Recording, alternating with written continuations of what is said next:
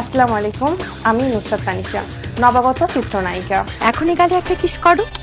আমার অভিনীত প্রথম চলচ্চিত্র ভালোবাসি হয়নি বলা আগামী 14 আগস্ট শুভ মুক্তি পেতে যাচ্ছে। ও স্বপ্ন তুমি সত্যি, তুমি আলো আধারে, তোমায় পেয়ে ধন্য জীবন পূর্ণ হলো যে। আমি আমার সর্বোচ্চ দিয়ে ভালো অভিনয় করার চেষ্টা করেছি, কিন্তু নতুন হিসেবে ভুল ত্রুটি তো থাকবেই। ভুল ত্রুটিগুলো আপনারা ক্ষমার দৃষ্টিতে দেখবেন। আমি তোমাকে ছাড়া কিছুতেই বাঁচবো না। অবশ্যই 14 আগস্ট ভালোবাসি হয়নি বলা চলচ্চিত্রটি সিনেমা হলে গিয়ে দেখবেন এবং আমার জন্য দোয়া করবেন। চলো না আমরা রুম ডেটে যাই। এই চলো না আমরা দুজন বিয়ে করে ফেলি।